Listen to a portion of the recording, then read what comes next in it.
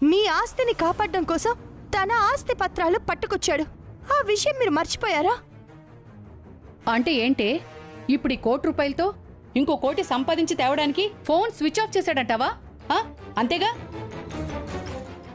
అప్పుడైతే మా ఆస్తి పోయి దీన్నిచ్చి పెళ్లి చేస్తామనే హోప్తో తిరిగొచ్చాడు. కానీ ఇప్పుడు శైలుతో పెళ్లి ఎటూ జరగదని తేలిపోయింది కదా. అమ్మాయి ఎటూ దక్కదు, దొరికిందైనా దక్కించుకుందామని పారిపోయి ఉండొచ్చు కదా. నోర్ముయివే. ప్రేమ కోసం ప్రాణాలిచ్చే మనిషి నా తమ్ముడు. డబ్బుల కోసం కక్కుర్తి పడేవాడు కాదు. అవునా? అయితే డబ్బులేమైనట్టు నీ తమ్ముడేమైనట్టు? ఇవాళ 30 రోజుల గడువులో ఆఖరి రోజు. ఏదో ఒకటి తేలే రోజు. తేల్చుకోకుండా ఎక్కడికి వెళ్ళిపోయినట్టు? దాన్ని బట్టి అర్థం చేసుకోవాలి మనం. అసలు ఇదంతా నీ కోడల వల్లే వచ్చింది. దరిద్రుని తీసుకొచ్చి ఇంట్లో పెట్టింది. దాంతో మా ఆస్తులు, వ్యాపారాలు అన్నీ పోయాయి. ఇప్పుడు ఈయన పార్ట్నర్స్ కొందరితో కలిసి మళ్ళీ ఈయన్ని నిలబెడదామని డబ్బులిస్తే అది పట్టుకుపోయి మమ్మల్ని నిలువునా ముంచేశాడు. అవకాశం దొరికితే తిన్నింటికి కన్నాలు వేసేవాడితో దాన్ని పెళ్లి చేస్తానని తయారయ్యావు కదా. మమ్మల్ని కూడా ఎదిరించి మాట్లాడావు. ఇప్పుడేం సమాధానం చెప్తావో చెప్పు. మాట్లాడవే. అమ్మా, ఏ తప్పు జరిగినా కళ్యాణ్ మీదకి నెట్టడం, గుండమని కార్నర్ చేయడం బాగా అలవాటైపోయింది మీ అందరికీ. కళ్ళ ముందే కనబడుతుంటే కార్నర్ చేయడం అంటావేంట్రా? ఏం కనిపించింది పిన్ని మీకు? కళ్ళ ముందే కళ్యాణ్ డబ్బులు పట్టుకోవడం మీరేమైనా చూసారా? పట్టుకుపోతే ఎందుకు పారిపోతాడు బావగారు? నువ్వు నోర్మోయ్. సరే, కళ్యాణే దొంగతనం చేసి పారిపోయాడు, అదే అనుకుందాం. దానికి గుండమని తప్పు పడతారేంటి?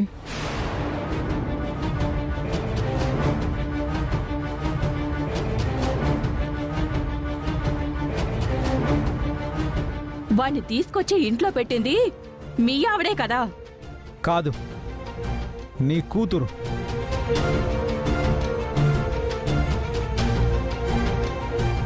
నేను ప్రేమించానని కళ్యాణ్ తీసుకొచ్చి పెట్టింది నీ కూతురు పిన్ని. అన్నయ్య, కళ్యాణ్ నిజంగా అలాంటి వాడు కాదన్నయ్య. నువ్వు నోర్మోయ్. ఇప్పటి వరకు ఆ కళ్యాణ్ నువ్వు గుడ్డిగా నమ్మింది చాలు, మమ్మల్ని నమ్మించింది చాలు. బాబాయ్, కావాలంటే ఆ ₹1,00,00,000 నేను ఇస్తాను. ఈ విషయంలో గుండమనంటే మాత్రం నేను ఒప్పుకోను.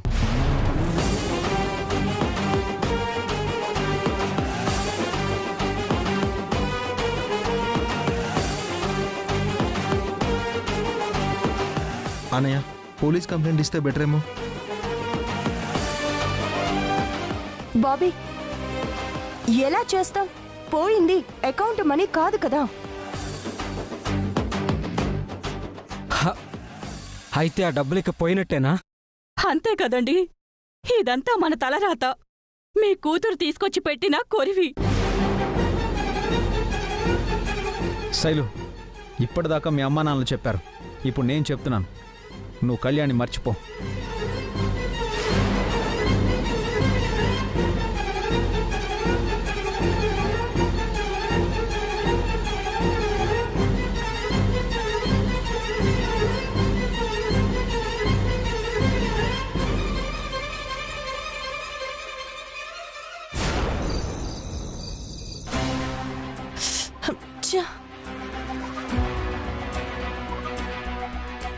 అయ్యో అయ్యో, ఏమైంది కళ్యాణ్? ఎందుకు ఫోన్ స్విచ్ ఆఫ్ చేసి పెట్టుకున్నావు? అందరితో నన్ను మాటలు అనిపించడానికా? అందరి దృష్టిలో నువ్వు దొంగ అనిపించుకోవడానికా?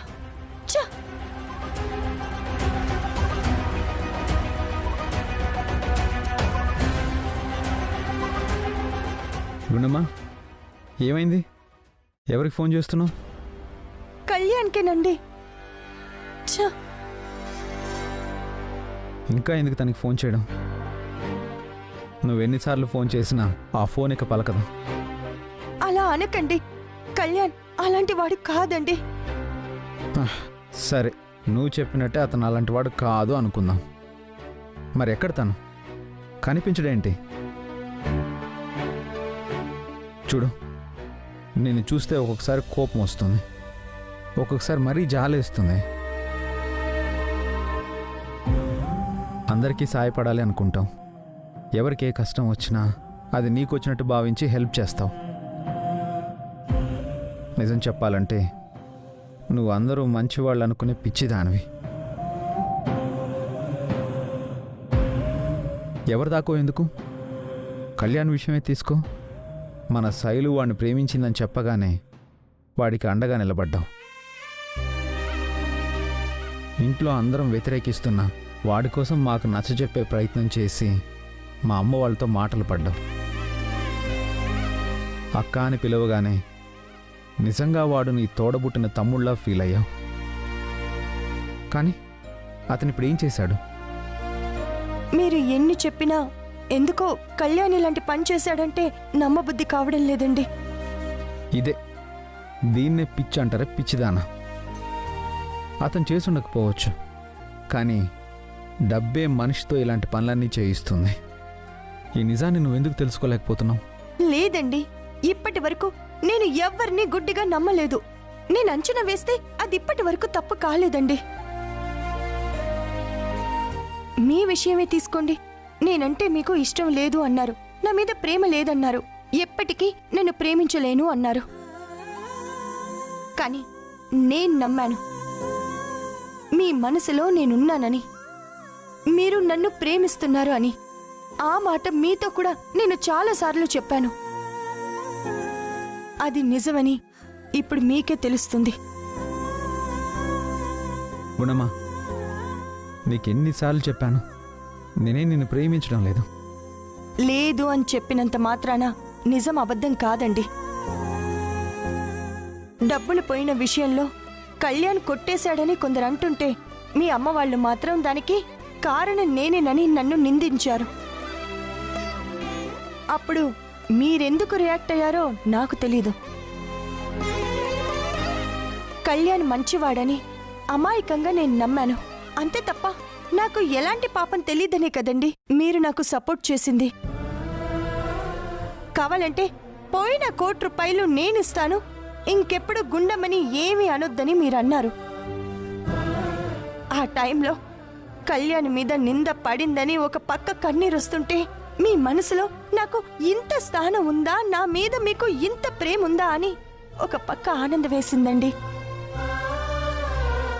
ఇప్పటికీ చెప్తున్నాను, మీ విషయంలో నా అంచనా ఎలా తప్పు కాలేదో కళ్యాణ్ విషయంలో కూడా నా అంచనా తప్పు కాదండి. నువ్వు నమ్ముతున్నట్టు కళ్యాణ్ ఏం దొంగతనం చేయలేదు. సరే, మరి ఫోన్ ఎందుకు స్విచ్ ఆఫ్ చేసుకోవాలి? చూడుగుండమ్మా, అయిందేదో అయింది. పోయిన డబ్బుల గురించి నాకు బాధ లేదు. ఇకనైనా నువ్వు ఆ కళ్యాణ్ టాపిక్ ఎత్తకు ప్లీజ్. మరి శైలు మాట ఏంటండి? కొన్ని రోజులు బాధపడుతుంది.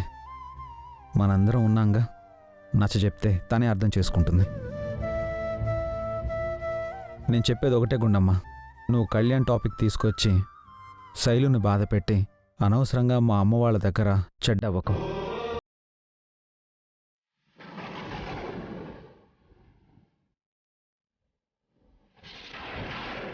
అరే, వర్షం వస్తుంది.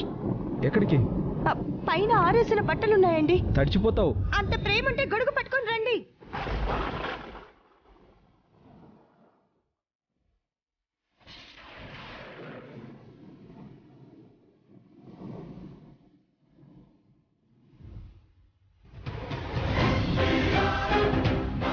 కళ్యాణ్, ఏమండి? కళ్యాణ్, కళ్యాణ్, అయ్యో కళ్యాణ్, కళ్యాణ్, ఏమండి? ఏమండి బాబీ?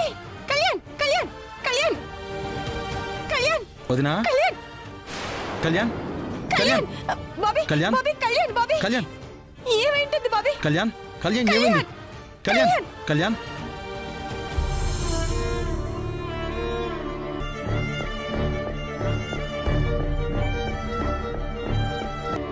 కళ్యాణ్,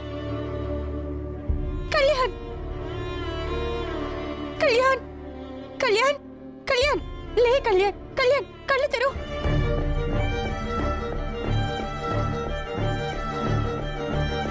లే కళ్యాణ్ కళ్యాణ్ కళ్ళు తెరు. కళ్యాణ్ బేబీ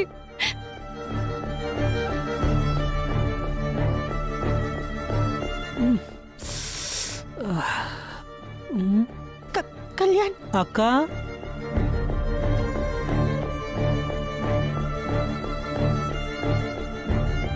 లే కళ్యాణ్. అక్క ఏమైంది? అందరూ నా చుట్టూన్నారు. అదేంటి చీకటి పడింది? రాత్రైతే చీకటి పడక ఏమవుతుంది? ఎరా మళ్ళీ ఎందుకొచ్చావు? ₹1,00,00,000 కొట్టేసి పారిపోయి మళ్ళీ ఏం కొట్టేద్దామని మేడ మీదకి తయారయ్యవరా? ₹1,00,00,000 కొట్టేయడం ఏంటండి? ఏం తెలియనట్టు నటించొద్దు కళ్యాణ్. నువ్వెలాంటి వాడివో ఇంట్లో అందరికీ పూర్తిగా అర్థమైంది. చివరికి నేను అన్ని విధాలుగా నష్టపోయినా మళ్ళీ ఎదగాలని ఎంతో కష్టపడి వాళ్ళని వీళ్ళని కాళ్ళు పట్టుకొని అడుక్కొని తెచ్చుకున్న డబ్బుని కొట్టేస్తావా నువ్వు? నీ మొహానికి మళ్ళీ ప్రేమ ఒకటి. ఇది గుడ్డిగా నమ్మడం, ఈవిడి గారు నిన్ను సమర్థించడం.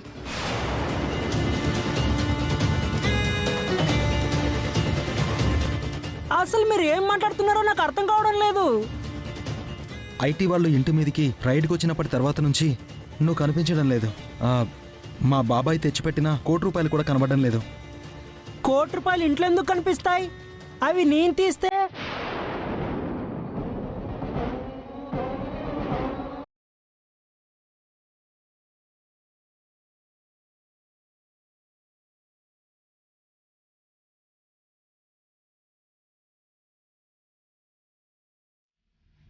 అదిగో చూసారా నా బేబీ అలాంటి వాడు కాదు, నా తమ్ముడు అలాంటి వాడు కాదు అని ఇద్దరు గొంతులు చించుకొని అరిచారుగా. ఇప్పుడు చూడండి, తనే తీసాడని అతనే ఒప్పుకున్నాడు. ఆ ₹1,00,00,000 నువ్వెందుకు తీసావు కళ్యాణ్? వాటర్ ట్యాంక్ దగ్గర నువ్వెందుకున్నావు? అదా ఏం లేదక్క, చిన్న మామయ్య గారు తెచ్చిన ₹1,00,00,000 అకౌంట్లో లేనివని చెప్తుంటే విన్నాను. అందుకని అవి కొట్టేస్తే ఎవరికి చెప్పుకోలేరు అని కొట్టేశావా? అక్క నేనేం డబ్బులు కొట్టేయలేదు, దాచాను.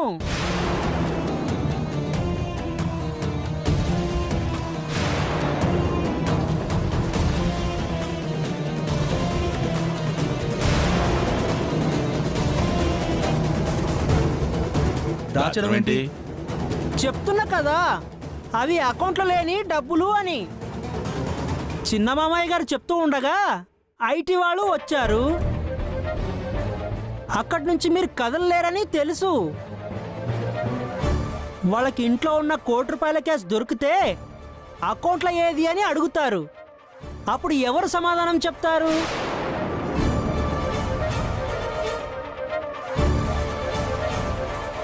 అప్పుడు చిన్న మామయ్య గారు బిజినెస్ పెట్టుకుందామని కష్టపడి తెచ్చినా ఆ ₹1,00,00,000 ఆఫీసర్స్ సీజ్ చేస్తారు. అంతేకాకుండా పెద్ద మామయ్య గారు వాళ్ళందరి ముందు తల దించుకోవాల్సి వస్తుంది. ఆయనకి చెడ్డ పేరు వస్తుంది. అదంతా ఆలోచించే అప్పటికప్పుడు ఆ డబ్బుల్ని ఎక్కడైనా దాచిపెడదామని వెళ్ళాను.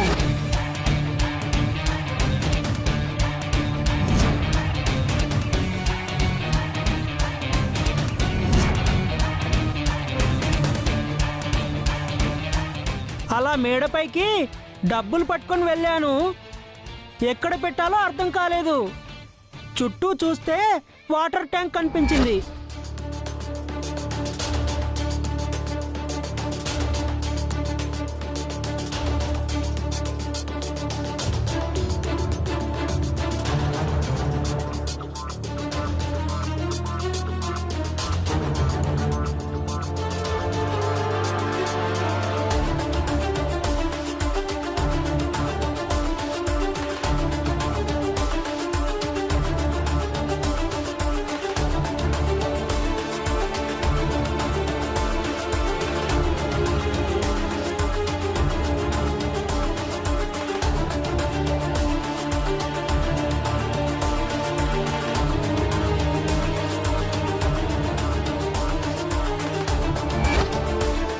డబ్బుల్ని వాటర్ ట్యాంక్లో దాచేద్దామని ట్యాంక్ పైకి ఎక్కాను.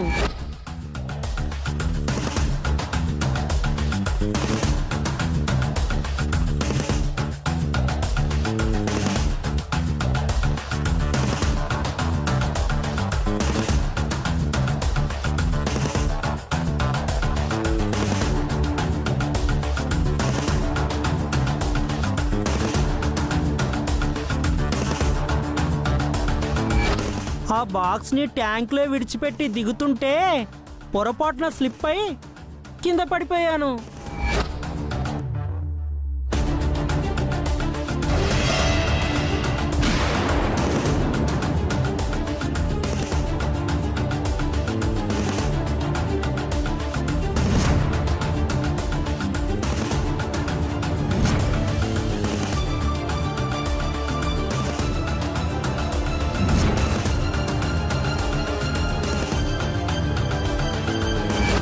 కాకపోతే పడిన వెంటనే స్ప్రో కోల్పోయాను. అది జరిగింది.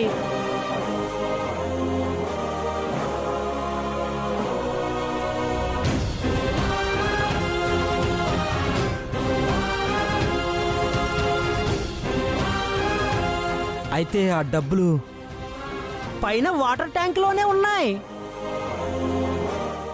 నేను తీసుకొస్తాను. బాబీ, జాగ్రత్త బాబీ.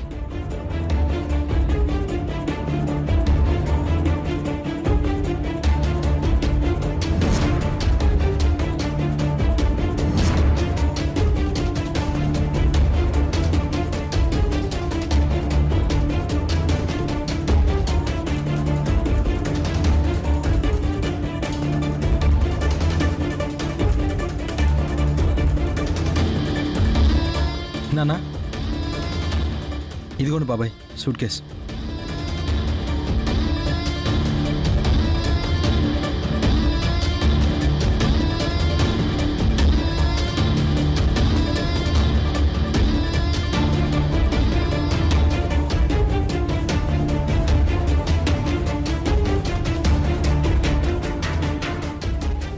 రక్షించావయ్యా.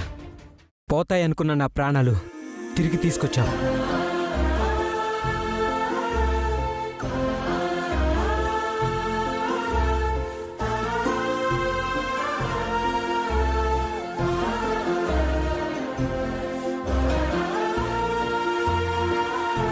ఇప్పుడేమంటారు?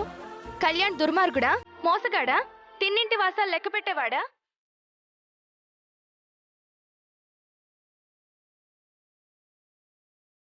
అలాంటి వాణ్ణి ఇంట్లోకి తీసుకొచ్చి పెట్టానని నన్ను వదిన్ని అనరాని మాటలు అన్నారు కదా. అదిగో డబ్బు. ఇప్పుడే మాట్లాడతారు.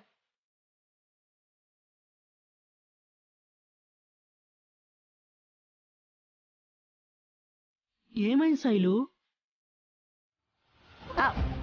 ఏం లేదు తమ్ముడు. సడన్ గా నువ్వు ఆ డబ్బు ఇంట్లో కనపడకపోయేసరికి అందరూ ఆ డబ్బు నువ్వే తీసుకెళ్లిపోయి ఉంటావని. నేను అలాంటి వాణ్ణి కాదని చెప్పలేకపోయావా అక్క? చెప్తే మాత్రం వినేవాళ్ళు ఎక్కడ ఎవరున్నారని.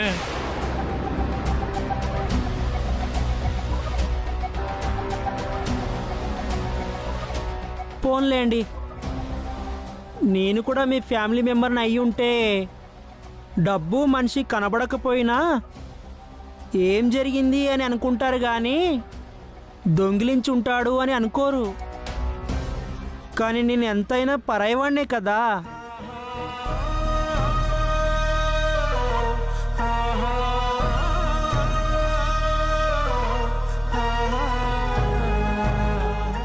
ఎవడో ముక్కు మొహం తెలియనివాడు సడన్గా ఇంట్లో కనబడకపోతే పట్టించుకోరేమో గాని వాడితో పాటు డబ్బు కూడా కనబడకపోతే అనుమానించడంలో తప్పేముంది?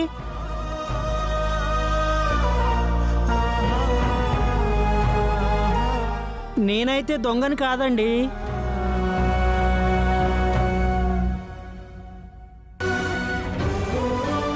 వస్తాను శైలు.